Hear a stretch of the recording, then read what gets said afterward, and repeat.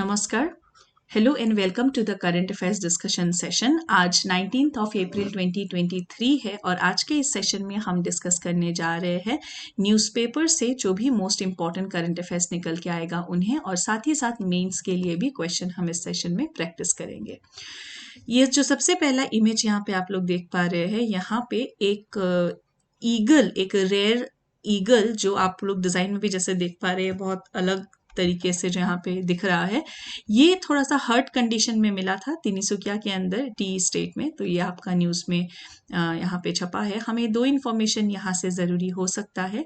एक देखिए, wild life trust of India's wild life rehabilitation centre at Guijan in Tinsukia. तो ये बर्ड हर्ट मिला था तो उसको भेजा गया वाइल्ड लाइफ रिहेबिलिटेशन सेंटर।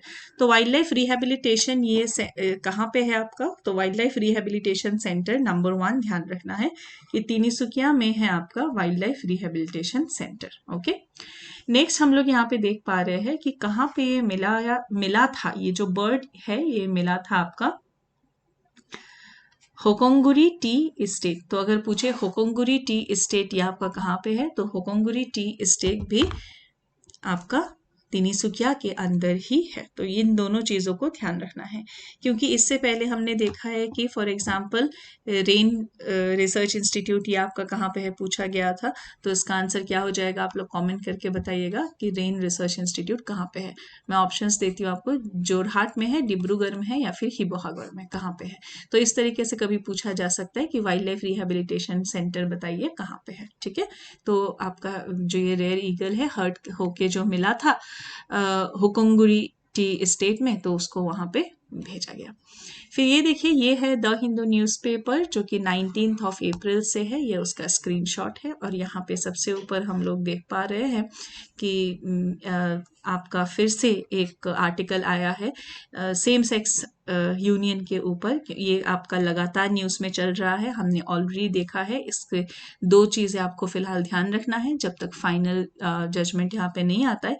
एक तो ये है कि आपका जो लोग इसके फेवर में है वो ये कह रहे हैं कि fundamental rights, right to life with personal liberty, article 21 इसके तहत जिससे शादी करना है शादी करने दो, क्या दिक्कत है। और जो लोग इसके अगेंस्ट है वो ये कह रहे हैं कि फॉर एग्जांपल सेंटर और रिलीजियस बॉडीज भी यही कह रही है as of now that see marriage is a sacrament, मतलब ये एक सेक्रेड इंस्टीट्यूशन है इंडिया में और ये एक संस्कार है। तो इसीलिए जिस तरीके से ये आपका चलता आ रहा है वैसे ही चलना चाहिए। और रिलीजियस बॉडीज भी ये कह रही है कि ये नेचर के लॉ को अपोज करता है और इसके अलावा ये अर्बन इलिटिस्ट का एक तरीका है, मतलब शहर में जो आपके लोग हैं अर्बन जो इलाइटिस्ट लोग हैं उन्हीं में ये इतना ज़्यादा कॉमन क्यों है, गांव में कॉमन क्यों नहीं है। तो ये सब इसके लिए आपका कहा जा रहा है।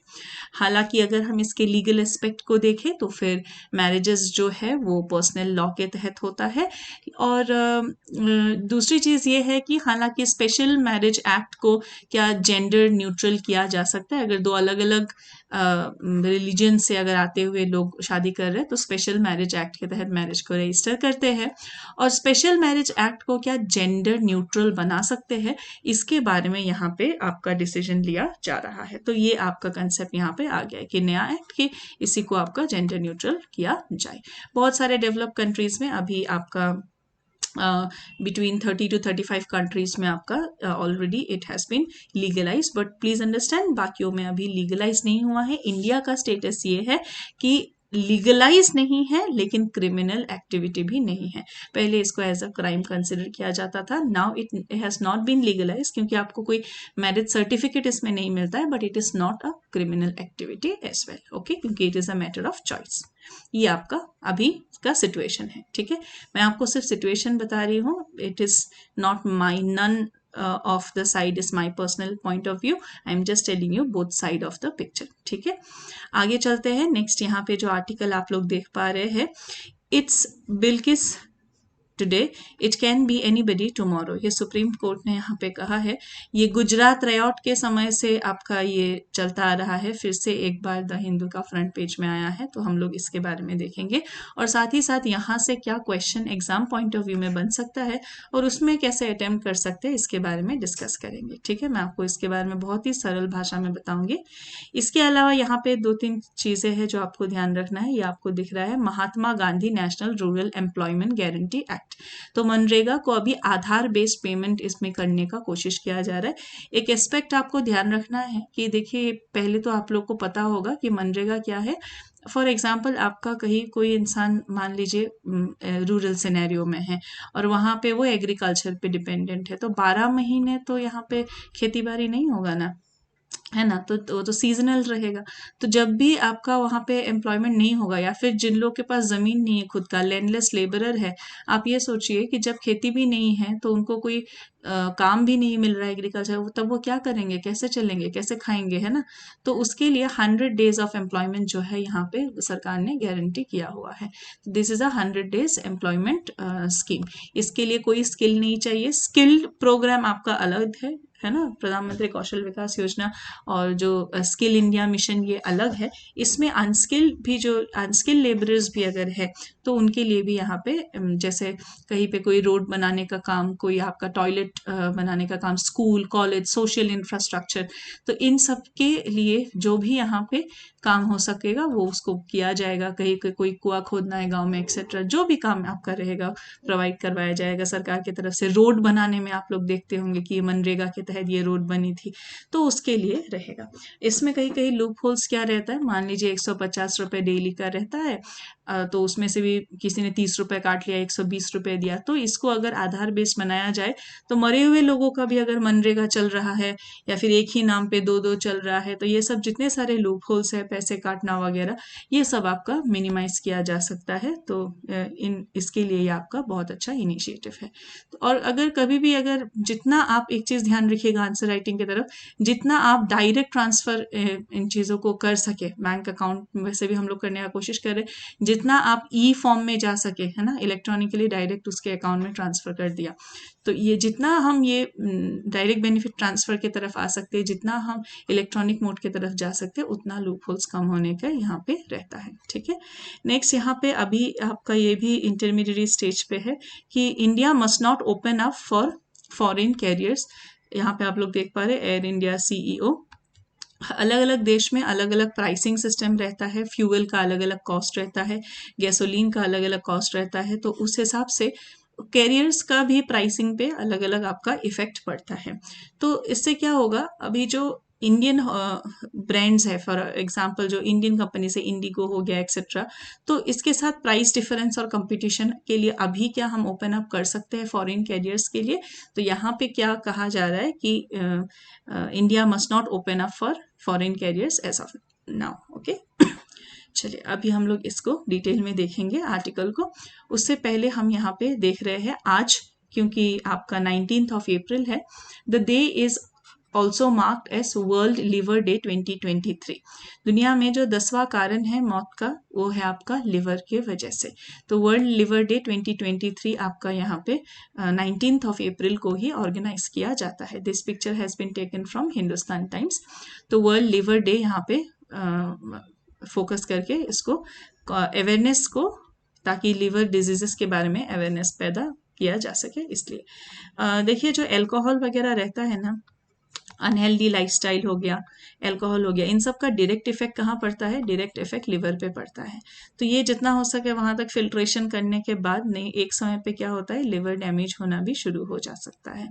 पर इसका ये मतलब नहीं है कि लिवर डैमेज है तो एल्कोहलिक ही होगा।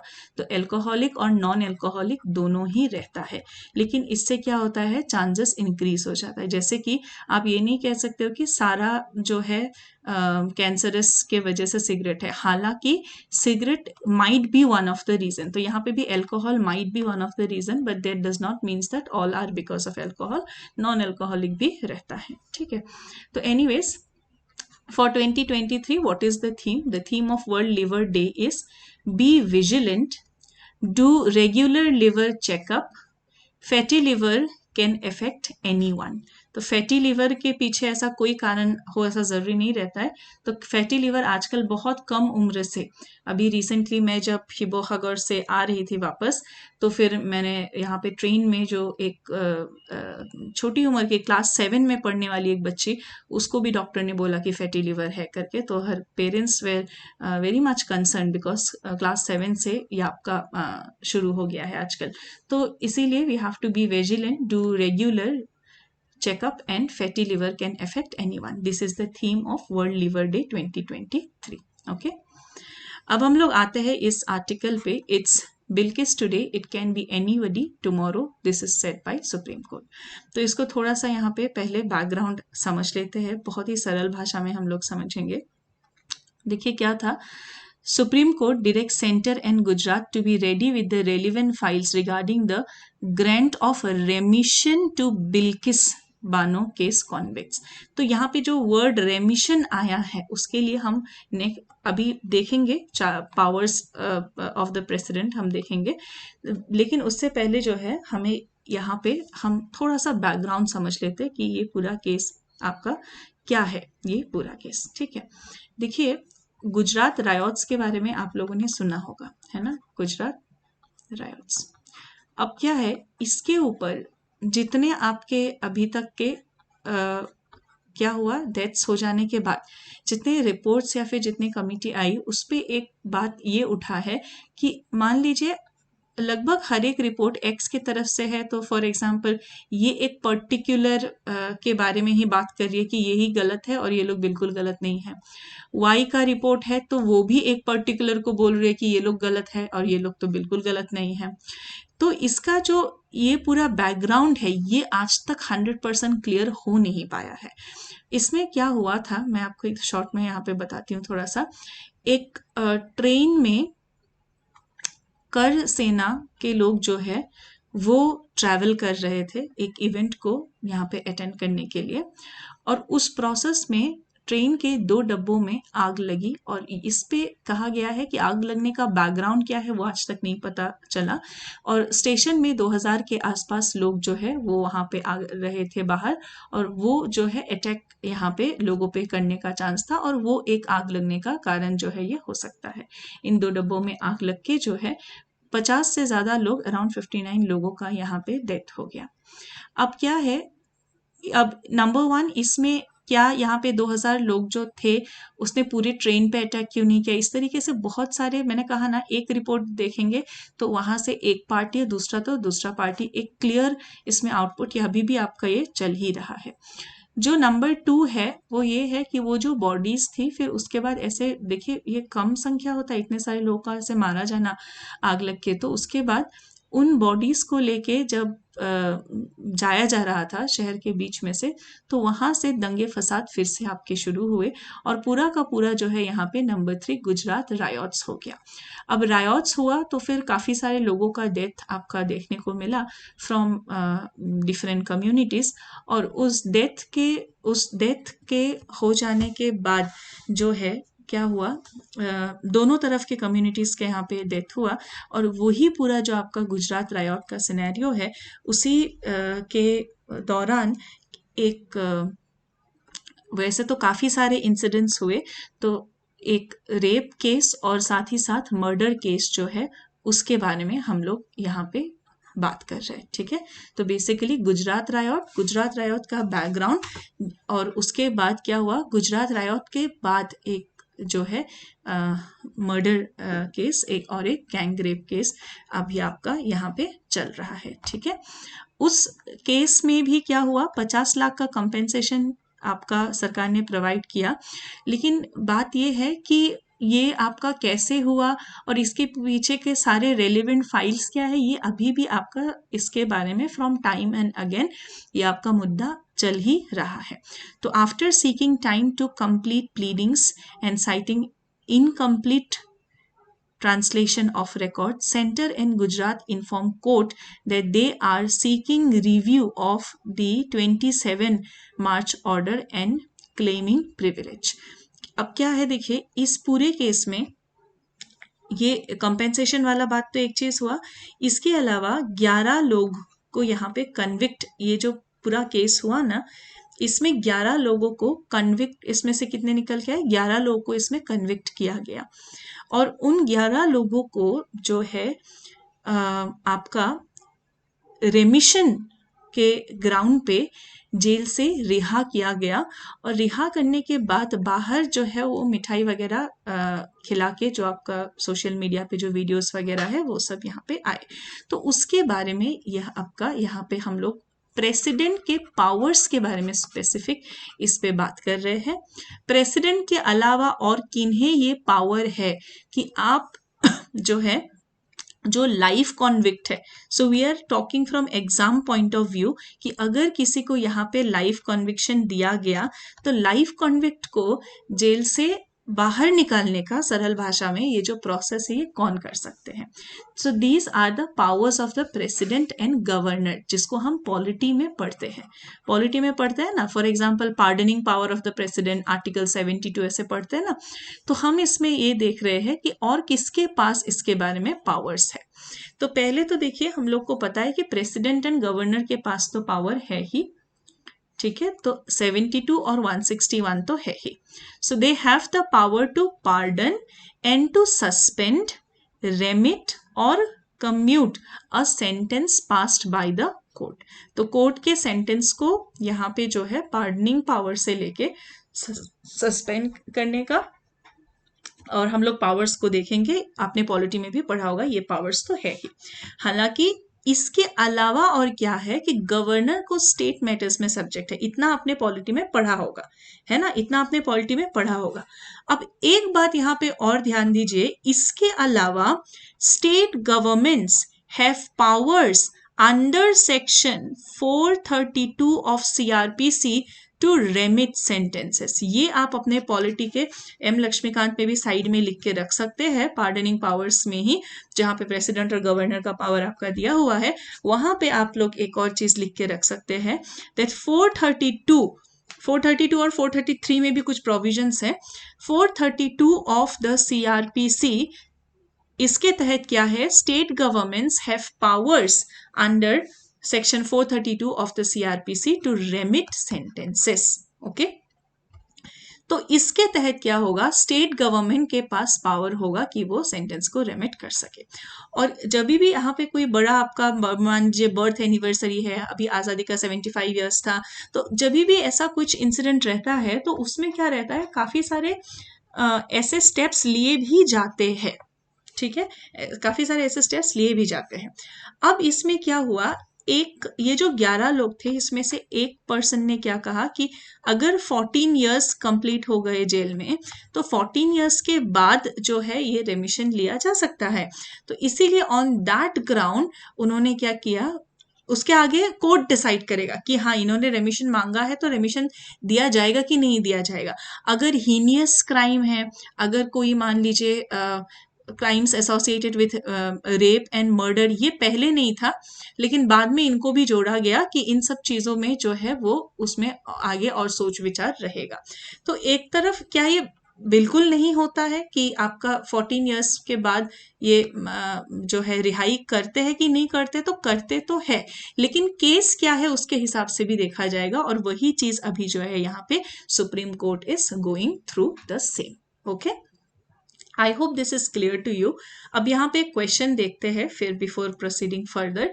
Instances of the president's delay in commuting death sentences have come under public debate as a denial of justice. Should there be a time limit specified for the president to accept, reject such petition? इसको हम थोड़ा समझेंगे क्या है। देखिए इसमें question को दोबारा अगर हम पढ़ते हैं तो कभी भी अगर डेथ सेंटेंसेस के मामले में प्रेसिडेंट अगर डिले अगर यहाँ पे कर रहे हैं तो क्या ये एक डिबेट है कि इसमें डिनायल ऑफ जस्टिस हो रहा है। तो पहली बात तो सोचने का तरीका क्या है। एज एन एस्पिरेंट यू में नोट दिस दैट आप इसको ऐसे मत सोचिए कि ये तो मेहरबानी हो रही है तुम पे कि तुम जस्टिस मांग पा रहे हो डेथ सेंटेंस के बाद, ऐसे मत सोचिए। इट इज नॉट कि एहसान वाला चीज यहाँ पे नहीं हो रहा है, ठीक है। Understand that it is not a कि मर्सी पिटिशन हम लोग कहते हैं ना, ठीक है, बट एक्चुअली ये सिर्फ एक एक्ट ऑफ मर्सी नहीं है, it is also, it is actually, it is a right. जब ये हमारे संविधान में दिया हुआ है तो ये एक राइट हुआ ना एक इंसान का। नेक्स्ट देखिए, should there be a limit specified for the president to accept और रिजेक्ट सच पेटिशन। क्या आपको लगता है कि अगर एक, मान लीजिए यहाँ पे पेटिशन आया है, ठीक है, आपको पेटिशन यहाँ पे जिन्होंने भेजा है वो रुके हुए हैं 12 साल, 12 ईयर्स यहाँ पे रुके हुए, 12 ईयर्स से ज्यादा रुके हुए, 7 साल में कोई अगर इंसान गायब रहे तो उसको डेथ डिक्लेयर कर देते हैं, है ना, 7 साल में मरा हुआ मान लेते हैं। तो आप ये सोचिए कि 12 साल से ज्यादा अगर लोग यहाँ पे पेटिशन देके रुके ही हुए हैं, तो उस केस में क्या होगा, एक रेलिवेंट ग्राउंड एटलीस्ट प्रोवाइड किया जाए कि based on what ground it is relevant और इट इज नॉट रेलिवेंट, उसको क्या किया जाए, क्यों उसको पॉज किया जाए, ये देना यहाँ पे जरूरी है। नहीं तो अगर कोई टाइम यहाँ पे नहीं रहेगा तो जो विक्टिम का साइकोलॉजी रहेगा कि पता नहीं क्या होगा, कैसा आगे का स्टेटमेंट रहेगा, क्या नहीं रहेगा, ये एक साइकोलॉजिकल इफेक्ट यहाँ पे पड़ेगा। और साथ ही साथ अगर बहुत लंबा समय रहता है तो जो भी लिविंग कंडीशंस है ना, जिसमें वो रह रहा है, वो एक अनफेवरेबल कंडीशन यहाँ पे हो जाएगा। तो इसीलिए जजमेंट्स को पोस्टपोन करने का कोई इतना पोस्टपोन करके रखने से कोई फायदा नहीं है, क्योंकि एक कहावत ये भी है that justice delayed is justice denied. हालांकि इसका एक अगेंस्ट कहावत भी है that justice hurried is justice worried. तो आप यहाँ पे इस पर्टिकुलर केस में क्या निकल के आता है, that justice delayed is justice denied. तो इसीलिए हमें हरी भी नहीं करना है, इसीलिए इतने सारे स्टेप्स हैं इंडिया में स्टार्टिंग से लेके स्टेप बाय स्टेप, पर हाँ एक टाइमली प्रोसेस में सब कुछ जो है वो हो जाना चाहिए। तो इस तरीके इसको जो है हम लोग अटेम्प्ट कर सकते हैं। अब देखिए हम पावर्स में अगर आते हैं और क्या क्या पावर्स है, एक तो हमने देख लिया रेमिशन के बारे में, और क्या क्या यहाँ पे पावर्स है। पार्डनिंग पावर, आप सभी लोग को पता होगा कि पार्डनिंग पावर में क्या होता है, अगर कोई सेंटेंस यहाँ पे दिया गया है, ठीक है, and the conviction of the convict is this is absolutely removed, okay, जो भी यहाँ पे आपको यहाँ पे जो भी सजा रहा था, जो भी पनिशमेंट रहा था, जो भी डिस्क्वालिफिकेशन रहा था, everything is absolutely remove. So this is your complete case को, हाँ चलो माफ कर दिया, तो this is your complete pardoning, okay, complete माफी इसमें मिल जाता है। नेक्स्ट देखिए रिप्राइव। रिप्राइव क्या होता है, when the president chooses the pardoning power of reprieve, he stays the execution of a sentence, especially that of death, for a temporary period. By doing this, he enables the convict to have time to seek pardon or commutation from him.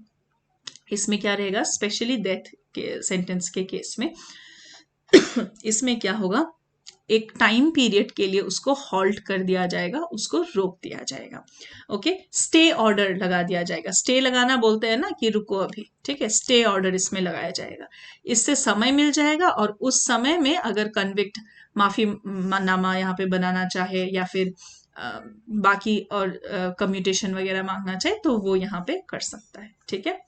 अब देखते हैं commute क्या होता है। Commute के बारे में जो यहाँ पे बोला गया, कम्यूट क्या होता है। So when president chooses to use his pardoning power of commute, he substitutes one form of punishment for a lighter form. यानी कि मान लीजिए यहाँ पे पहले यहाँ पे स्पेशली डेथ के केस में समय दे दिया गया, उस समय में या तो पार्डनिंग मांग लो या फिर कम्यूटेशन मांग लो, है ना, तो ये समय दे दिया गया। तो इसमें क्या रहेगा, मान लीजिए किसी को डेथ सेंटेंस दिया गया था, तो इसका क्या हो जाएगा, एक लाइटर फॉर्म, लाइटर फॉर्म जैसे कि डेथ नहीं, अच्छा लाइफ इम्प्रिजनमेंट दिया जाएगा, इस तरीके से। रिगोरस इम्प्रिजनमेंट अगर किसी को दिया था, मूवीज में देखते हैं ना, किसी को ऐसे खुला घूम रहे हैं, गेम वगैरह खेल रहे हैं जेल प्रमाइसेस में, और किसी को हाथों में हथकड़ी, पैरों में हथकड़ी, गले में हथकड़ी, पूरा इस तरीके से रखा गया है, तो क्या रहेगा, मैं सिर्फ समझाने के लिए बोल रही हूँ। तो रिगोरियस से हो सकता है किसी को नॉर्मल इम्प्रिजनमेंट या सिंपल इम्प्रिजनमेंट में यहाँ पे लेके आए हो, तो दिस इज योर कम्यूट। इसमें nature of the imprisonment is changed. अब देखिए रिस्पाइट क्या होता है। When the president uses the pardoning power of respite, he chooses to award a lesser sentence in place of one originally awarded. Okay, मान लीजिए यहाँ पे किसी को कोई फिजिकल डिसेबिलिटी हो गया, कोई आपका प्रेग्नेंट फीमेल है, तो इन सब चीजों में क्या रहेगा, सेंटेंस को थोड़ा कम कर दिया जाएगा. ठीक है, तो इसमें अगर किसी को for example due to some special fact such as the physical disability of a convict or the pregnancy of a woman offender, the president can use this power. तो तब क्या रहेगा, respite रहेगा. ठीक है, so these are the things about the pardoning powers.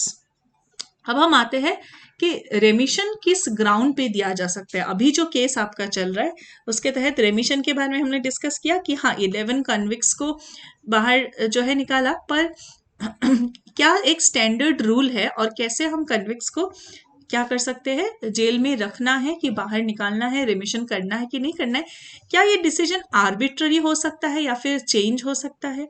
तो पहले तो ये केस बाय केस यहाँ पे डिफरेंट रहता है, लेकिन यहाँ पे ऑलरेडी आपका सीरियसनेस ऑफ द क्राइम, ये भी एक आपका सभी ने इसके बारे में it has been said by the Supreme Court also कि seriousness of the crime should be taken care of. इसमें एक आपका केस भी आपका है जिसके बाद उस केस के बाद जो rape and case of murder में इसको बहुत कंसिडर करना पड़ेगा because those are your serious crimes. तो उस केस में remission has to be granted very carefully, so that has been already mentioned. हालांकि ये आपका बाद में ऐड किया गया और पहले ऐसा एडिशन नहीं था. The status of the को-एक्यूज, तो जो भी यहाँ पे एक्यूज्ड है उसका क्या स्टेटस है, और कंडक्ट इन द जेल, जो आप लोग मूवी में देखते हैं ना कि हीरो को इतने सालों का हीरो ने किसी का यहाँ पे खून कर दिया, तो दैट इज अगेन सी किसी का खून कर दिया तो उसके बाद भी हीरो का जो ये दिखाया जाता है कि उसको जेल में डाल दिया, फिर गुड कंडक्ट के ग्राउंड्स में जेल से निकाला गया है. बट देन अगेन ये क्या हुआ पॉलिटिकल लैंग्वेज में, पॉलिटिकल लैंग्वेज में ये कानून हाथ में लेना हुआ. So that is again the जो जुडिशियरी है, एग्जीक्यूटिव है और लेजिस्लेचर है, तीनों अलग अलग, तो उसमें आप कहाँ से कानून हाथ में ले रहे हैं और हीरो बन रहे हैं, तो वो नहीं होएगा. ठीक है, तो वो एक मूवी का ऐसा एस्पेक्ट है जो रियल लाइफ में नहीं. रियल लाइफ में क्या होगा, जेल होगा. Convicts serving life sentences are entitled to seek remission only after serving a minimum of 14 years. तो जिसको लाइफ इम्प्रिजनमेंट मिला है वो रेमिशन सिर्फ 14 years के बाद ही मांग सकता है. तो वो 11 में से जो है one person who was asking for this, जो इसके बारे में पहले स्टार्ट कर रहा था, तो इन दैट केस 14 years हो चुका. तो that is also another reason in this particular case. तो this is going on in the Supreme Court and these are everything that I have said are only from the newspaper point of view. Okay, now let us come to the next article. ISRO plans to launch Telios 2 on April 22. तो यहाँ पे आप लोग देख पा रहे हैं इसरो जो है क्या लॉन्च कर रहा है, टेलियोस 2 लॉन्च कर रहा है. So the launch which will be carried out by PSLV in scheduled time. So what is your PSLV? PSLV is Polar Satellite Launch Vehicle. तो पोलर सैटेलाइट लॉन्च व्हीकल से ये आपका लॉन्च किया जाएगा. क्या लॉन्च किया जाएगा? टेलियोस 2. ये क्या है? ये एक सैटेलाइट है जिसको लॉन्च किया जाएगा. किससे लॉन्च किया जाएगा? Polar satellite launch vehicle PSLV से किया जाएगा. So it is earth observation satellite. Okay, earth observation satellite, इसको यहाँ पे लॉन्च किया जाएगा. इससे पहले ये टेलियोस 2 है, तो टेलियोस 1 के बारे में क्या हुआ? इसरो ने टेलियोस 1 लॉन्च किया था, first commercial Singapore commercial earth observation satellite, जिसको कि लॉन्च किया था लो अर्थ ऑर्बिट में. इसको लॉन्च किया था किस लिए? For remote sensing application. Remote sensing application के लिए लॉन्च किया था. ठीक है, अब हम लोग आते हैं नेक्स्ट. यहाँ पे आर्टिकल आप लोग देख पा रहे हैं, ये एक एडिटोरियल में से हमने लिया है, द हिंदू न्यूज़पेपर का एडिटोरियल. इसमें आप लोग देख पा रहे हैं, tragic failure, governments must prepare people to deal with extreme weather events. तो इसमें कल की अगर हम बात करें तो कल गुवाहाटी में सुबह बहुत तेज धूप था और शाम को क्या हुआ, यहाँ पे बर्फ के टुकड़े जैसा जो है, एक तो ओले होते हैं प्रॉपर गोल कलर के होते हैं, प्रॉपर गोल, और थोड़ा सा आइसी कलर का होता है। दूसरा यहाँ पे लिटरली स्नो पीसेस, लिटरली यहाँ पे बर्फ के पीसेस जैसे आपके बारिश के साथ कल शाम को ही ये आपका गिर रहा था। तो ये क्या हुआ, कितना फ्लक्चुएशन यहाँ पे देखिए सुबह और शाम के बीच में क्लाइमेट में हुआ। तो ये तो मैंने यहाँ पे बस आपको एक इन्फॉर्मेशन दिया कि ऐसा हो रहा है, extreme climate इन्वेशन in the same day. Now this event has taken place in an award ceremony. तो यहाँ पे हम लोग अवार्ड सेरेमनी वाले इवेंट को मैं आपको सिर्फ बता दे रही हूँ, हम उसके डिटेल में नहीं जाएंगे। हमें एग्जाम पॉइंट ऑफ व्यू से क्या लिखने का मटेरियल चाहिए, हम सिर्फ उसको रखेंगे, ठीक है। तो एक अवार्ड सेरेमनी में बहुत लोग आए, बहुत लोग इकट्ठे हुए, लेकिन कह रहे हैं कि वहां पे पीने का पानी का प्रॉपर व्यवस्था नहीं था। पुलिस जो है वो लिटरली बाइक से लोगों को लेके जा रही थी हॉस्पिटल, जो लोग फेंट हो रहे थे, और 13 लोगों का तो डेथ हो गया। तो हमें ये सब चीजें जो है ये सब सीरियसली लेना चाहिए, और इस तरीके से at least at least man made climate crisis में मैन मेड डेथ्स तो नहीं होना चाहिए, है ना। और घर से इतना इवेंट में आए हैं तो अदरवाइज तो ये लोग नॉर्मल एंड हेल्दी ही रहे होंगे, ये एक एस्पेक्ट भी हो सकता है। लेकिन यहाँ पे क्लाइमेट क्राइसिस जैसा जो है वो आपका क्रिएट हुआ, तो ये नहीं होना चाहिए। तो this is your, we are not going to the event and the crisis that has happened, we are coming to the what can be done, जो मटेरियल हम लिख सकते हैं कि ऑनगोइंग ग्लोबल क्लाइमेट क्राइसिस चल रहा है, हॉट डेज आपका चल रहा है, जिसके वजह से heat related mortality is happening. Heat related लोगों का तबीयत खराब हो रहा है, हीट रिलेटेड डेथ्स लोगों का हो रहा है, जैसे कि इस इवेंट में काफी लोगों का तबीयत, 100 से ज्यादा लोगों का तबीयत खराब हुआ और 13 लोग तो यहाँ पे डेथ ही हो गए। तो क्या किया जा सकता है, पुलिस पर्सनल जो है पीने का पानी इकट्ठा कर रहे थे, तो पीने का पानी का भी वहां पे जो रखा हुआ था वो इतना गर्म हो गया था कि वो पीने वाला नहीं हो रहा था, इतना यहाँ पे हालत खराब हो गई थी। So they had to manage to bring water from nearby places, ऐसा यहाँ पे हो गया था। So at least the water to drink has to be there. और रिसोर्सफुलनेस का जो क्राइसिस हमने कोविड में देखा था कि रिसोर्सेस ही कम पड़ रहे हैं, यहाँ पे जो बेसिक रिसोर्सेस है वो प्रोवाइड करना चाहिए। कोई भी इवेंट हो तो उसमें एक सिस्टमेटिक प्लानिंग रहना चाहिए, जैसे कि इसमें एम्बुलेंस वगैरह होना चाहिए था, वैसे रहता दिखता तो है कोई भी इवेंट अगर होता है, पर उस इवेंट में जैसा भी रहा होगा परिस्थिति तो all this things are quite predictable and in any, क्योंकि अभी गर्मियां काफी ज्यादा हो रहा है, तो ये सब चीजें कम से कम भविष्य में जरूर इसके लिए टेक केयर करना चाहिए, ठीक है। इसके अलावा बात किया गया है the area late local India meteorological department station, जो कि हीट अलर्ट को इशू करता है। तो आर्टिकल में तो ऐसा भी कि आपका एक पॉलिटिकल इवेंट यहाँ पे हो रहा है, लेकिन एक IMD स्टेशन यहाँ पे नहीं है, so that is not good. Number 2, climate related injustice जो है वो नहीं होना चाहिए। क्लाइमेट रिलेटेड इनजस्टिस होने से it can lead to death. देखिए जहां तक नहीं रोक सकते वहां तक तो नहीं, पर जहां तक रोक सकते हैं वहां तक तो एफर्ट करना चाहिए। Death action heat action plan should be there, कि अगर हीट इससे ज्यादा बढ़ गया तो इसका क्या एक्शन प्लान रहेगा। एक बहुत ही माइनर सा स्टेप हीट एक्शन प्लान्स में, बहुत ही छोटा सा स्टेप, जो कि I have seen in Rajasthan specifically, कुछ कुछ दूरी में ही, और आपका इन केस ऑफ मुंबई भी जो हाईवेज है वहां पे कुछ ही दूरों में डिस्टेंस में नीर सेंटर्स है, मतलब नीर इज वाटर, तो इस तरीके से वाटर सेंटर्स है कि जिसको अगर प्यास, तो कम से कम water is a basic need है ना, it should be available, drinking water should be available for everyone. तो कुछ ही दूर में एक छोटा सा स्टेप है, but imagine how much benefit it is doing to the people. So इसके heat action plan should be there. इसके अलावा राजस्थान में तो काफी सारे लोकेशंस में लोग अपने घर के बाहर भी ऐसे घड़े जैसा कुछ ही डिस्टेंस में कुछ लोग ऐसे रखते हैं, उसमें पानी के साथ रखते हैं, तो that is also a very good step that is done. फिर हीट अलर्ट्स जो है ये भी आपका होना चाहिए, हालांकि इसमें भी लिमिटेड बेनिफिट्स रहता है, but that should be there. Number 4, India must work towards becoming a country, this is very important, in which every individual is equipped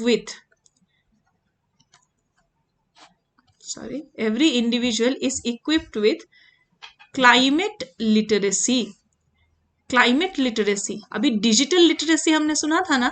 now see this is a word that you can write, that individual must be equipped with what, climate literacy होना चाहिए. तो ये आप बहुत जगह पे इस term को यूज कर सकते हैं. Sufficient to know why higher temperature plus higher relative humidity and और dehydration equals high risk of injury and death. तो क्लाइमेट लिटरेसी में ये पता होना चाहिए कि किस तरीके से higher temperature plus relative humidity अगर हाई रहे, प्लस डिहाइड्रेशन अगर पानी ना पिए, ये सब जो है हाई रिस्क ऑफ इंजरी और डेथ भी कॉज कर सकता है. ठीक है. And the ability to access cool and clean drinking water is very essential. Ventilated shelters and lodging होना बहुत जरूरी है. कोई वेंटिलेशन ही नहीं है, हर तरफ से बंद है, गैस उठ के भी लोग यहाँ पे डेथ हो जाता है. Affordable emergency medical care system must be there, जहां पे भी जैसे भी जरूरत पड़े. Okay, so this paragraph is very important, क्योंकि इस बार गर्मी वैसे भी ज्यादा हो रहा है, तो इसमें कुछ भी ऐसा क्वेश्चन रहे तो आप इसको लिख सके. तो ये जो है ये सिमिलर है, बेसिकली रिसोर्सफुलनेस के ऊपर ही आपका है. कोविड में भी हमने सिमिलर चीज यहाँ पे देखा था. Next, as you can see in this article, in full flow, the West fears that Kremlin is enjoying stronger revenues despite attempts to curb funds for Russia's military operations in Ukraine. तो बहुत ही सरल भाषा में हम इसको समझते हैं. देखिए, रशिया से वैसे तो क्या है, रशिया से ऑयल इंडिया और चाइना यहाँ पे प्रोक्योर कर रहा है. दोनों ही हम पास्ट में देख चुके हैं, न्यूज़पेपर एनालिसिस में ही देख चुके हैं. इंडिया के केस में जो है क्रूड ऑयल को वहां से लाना और पेट्रोलियम प्रोडक्ट्स को जो है एक्सपोर्ट करना, और ऑयल एक्सपोर्ट में गुजरात और मुंबई जो है, गुजरात सबसे हाईएस्ट में है. एंड इसके लिए कहावत भी क्या है कि Gujarat is becoming the new Mumbai. Okay, now see, India and China have not agreed to abide by the G7 price cap. एक जो प्राइस कैपिंग जो लगाई गई थी उसके साथ अग्री करने को हम लोग ने एग्री नहीं किया है, हमारा मर्जी. West had hoped threat of sanctions might deter oil purchases. तो यहाँ पे क्या लगाया था, जैसे यूएस के केस में क्या करते हैं, कात्सा लगा देते हैं, है ना, कि किस तरीके से जो रशिया अपने इंपोर्ट्स को अगर इस पे कर्बिंग किया जाए, अगर इसको रोका जाए, तो उसके पास पैसे कम आएंगे. कम पैसे आएंगे तो जो मिलिट्री ऑपरेशंस वो यूक्रेन में कर रहा है उसके लिए फंड की भी यहाँ पे कमी हो जाएगी. तो this is the complete process. But you see, in this particular case, what happens that India and China is not abiding by this. And India and China यहाँ पे क्या कर रहा है, ऑयल परचेजेस हम लोग अभी भी कर रहे हैं. तो इस आर्टिकल में ये बताया गया है. Lower freight rates, smaller discounts for URLs against global benchmarks nudged the daily price of the greenback above the cap earlier in April. तो क्या रहता है कि यहाँ पे इंडिया और चाइना जो भी प्राइसिंग का कैपिंग है उसके बाद भी यहाँ पे रशिया से oil and crude product, Russian oil basically यहाँ पे परचेस कर रही है. India has accounted for more than 70% of seaborne supplies of Urals grade so far this month. China for about 20%. Average discounts were at $13 per barrel. Okay, तो ये आपका यहाँ पे सिनेरियो रहा है for the oil in case of Russia. ठीक है. Now इसी आर्टिकल को हम थोड़ा डिटेल में यहाँ पे आप इसको गो थ्रू कर सकते हैं. एक स्क्रीनशॉट आप यहाँ से ले सकते हैं. You can just go through this particular article. Okay. Let us look at the next picture here. As you can see, यहाँ पे आप लोग देख पा रहे हैं कि एक जैसे आपका एक्सपो जैसा लगता है ना, तो ये यहाँ पे लगा हुआ है और यहाँ पे जो है मिनिस्टर्स यहाँ पे विजिट किए हुए हैं. तो this is regarding marketing and logistic development for promotion of tribal products from north eastern region. So this is basically event that has been conducted. और यहाँ पे union minister of tribal affairs अभी कौन है, Shri Arjun Munda. So he has visited The scheme is to strengthen livelihood opportunities for tribal artisans through increased efficiency in procurement, logistics and marketing of tribal products for northeastern. Okay तो यहाँ पे क्या है, किस तरीके से ये जो सामान है, मान लीजिए यहाँ पे ये अचार जैसा दिख रहा है, किस तरीके से इन चीज़ों को बना के अगर वो मार्केट में सेल करे, अगर वो मार्केट में परचेस करे, तो फिर क्या हम लोग इससे रिलेटेड कर सकते हैं। ठीक है, तो इससे वो लोग कैसे फंडिंग वगैरह डेवलप कर सकते हैं, कैसे मनी सेल्फ सस्टेन किस तरीके से बन सकते हैं, और किस तरीके से इसके वजह से लाइवलीहुड प्रॉपर डेवलप हो सकता है। ये क्वेश्चन हमने लास्ट क्लास में डिस्कस किया था कि असम के अंदर जो है एक मिथेनॉल प्लांट यहाँ पे इनॉग्रेट किया था, तो ये स्लाइड यहाँ पे आ गया। So in this slide we have some important airports. In case of Delhi we have Indira Gandhi International Airport, Mumbai के केस में Chhatrapati Shivaji international airport, Kolkata Netaji Subhash Chandra Bose airport. तो इस तरीके से इंपॉर्टेंट एयरपोर्ट्स का नाम जरूर ध्यान रखिएगा। बिरसा मुंडा इंटरनेशनल एयरपोर्ट कहाँ पे, ये काफी बार पूछा जा चुका है, तो ये रांची में है, और अहमदाबाद में है सरदार वल्लभ भाई Patel international airport. Okay, so for this class आज के सेशन में इतना हम लोग का डिस्कशन था। आज के क्वेश्चन में आप इस क्वेश्चन को जरूर प्रैक्टिस कीजिए। Through the human rights commissions have, though the human rights commissions have contributed immensely to the protection of human rights in India, yet they have failed to assert themselves against the mighty and powerful. Analyzing the structural and practical limitations suggests remedial measures.